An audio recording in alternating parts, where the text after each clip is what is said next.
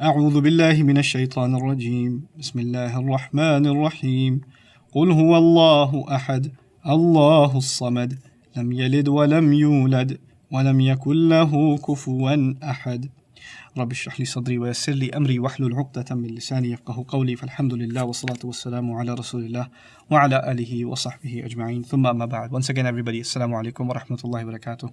I want to start introducing Surah Al-Ikhlas to you, but first of all by saying that the Prophet ﷺ had a special love for this surah. The most beloved of the prayers, it seems in the Quran, that's highlighted like no other prayer, is the Fajr prayer. Allah calls it Quran al-Fajr. The word Quran is not attributed with any other prayer the way that the Fajr prayer is. That's why it's called Quran al-Fajr, the Quran of Fajr time. The Prophet ﷺ in the Sunnah prayer of Fajr would regularly recite Surah Al-Ikhlas and Surah Al-Kafirun. So both of these surahs he would recite very, very regularly. On top of that, there are several, not one, several occasions in which the Prophet ﷺ in one way or the other described the surah as a third of the Quran. This is important not just because that's a reinforced concept. In other words, okay, fine, it's value. Reciting it once, it's like you recited a third of the Quran. It's actually also important that the Prophet ﷺ kept re-emphasizing that. He kept saying it over and over and over again. This is a telling thing because the Prophet ﷺ doesn't do this regularly for so many other surahs. You don't find lots and lots of narrations about a surah over and over and over again, but you do find that for this surah in particular. And it's perhaps because of that emphasis that you find this curious hadith that I'll read on to you, that the Prophet ﷺ came across a person كان يقرأ لأصحابه في صلاتهم فيختم بقل هو الله أحد فلما رجعوا ذكر ذلك لرسول صلى الله عليه وسلم. There was a man who used to lead the prayer, and every rak'ah he finished, he would finish it with قل هو الله أحد. Like he would pray قل هو الله أحد all the time. And so سألوه لأي شيء يصنع ذلك. The Prophet ﷺ said, go ask him, why does he do that? For what purpose does he recite the Ikhlas all the time? فقال لأنها صفة الرحمن. He said because it's attributes, it describes the most merciful.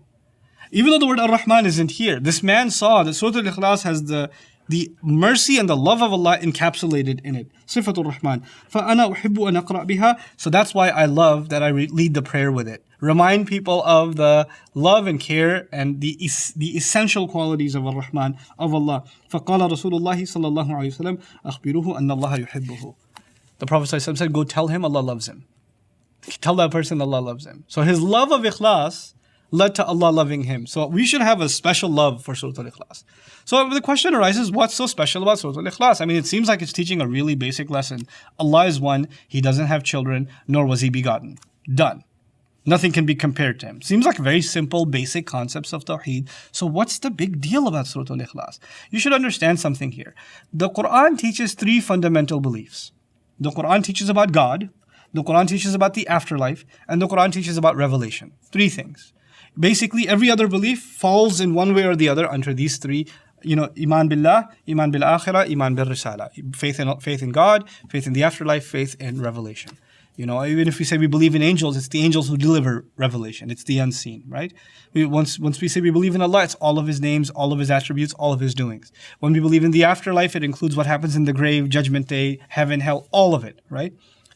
So if you look at it that way, 1/3 of those is just belief in Allah. And that belief in Allah is summed up better here than anywhere else in the Quran. If you understand what this surah is saying, then you're good to go. You've accomplished 1/3 of those essential faiths, and actually the other two are only a necessary consequence of this first one. You will only truly believe in the afterlife if you believe in God, and you can only truly believe in revelation if you believe in Allah to begin with. So the other two are actually spawned out of this faith, the faith in Allah. That's one thing. And the other thing that I feel is equally important is its placement. When people start out on a project, on a task, and they've been struggling to accomplish victory and get somewhere with it for a long time. Along the way, as you gain more and more victory, it's easy to lose sight of why you started, where you started, and why. The Muslims have had many battles with the Quraysh. They've gone to conflict multiple times. They've gone back and forth. And now finally, Islam is going to be victorious. And one day when it's victorious, you might lose. Why were we fighting? Was it for territory? Was it so we could break idols? Because it became us versus them, not us for a cause. Our cause is not versus them. Our cause is something much greater. And our cause was, is, and always will be the unique faith in this unique, unparalleled God. The oneness of Allah. Why are we trying to liberate the Kaaba? So Ikhlas is established to Allah. People only and only worship Allah. So after describing إِذَا جَاءَ نَصْرُ اللَّهِ وَالْفَتْحِ, after opening the doors to that victory by getting rid of Abu Lahab, now Allah says, never lose sight of your goal. Why are you believers to begin with? Why are you struggling to begin with? What does the entire life of the Prophet ﷺ culminate in? It culminates in instilling this sincere love and loyalty and worship to Allah in every human being's heart. That's why the Kaaba was liberated, and that's why Surah Al-Ikhlas is so important. And that's in a sense why the Prophet ﷺ would keep reminding the believers of this surah, because it reminds them why they are Muslim to begin with. What this deen is all about. It's about their relationship directly with Allah. From if I was giving a lecture on this surah all out, I would describe to you the remarkable linguistics of this surah.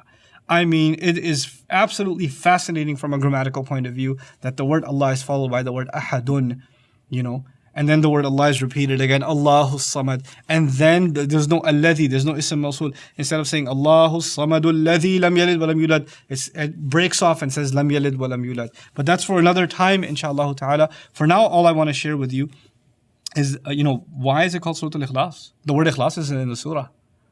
The word Ikhlas is not in the surah. This surah is actually about refining your faith in God and purifying that faith. And what we're learning is the more you're in your mind and in your heart, that concept of Allah is refined, the more sincere you will become in everything that you do. May Allah Azza wa Jal grant us all sincerity in everything that we do. Barakallahu li wa lakum. Assalamu alaikum wa rahmatullahi wa barakatuh.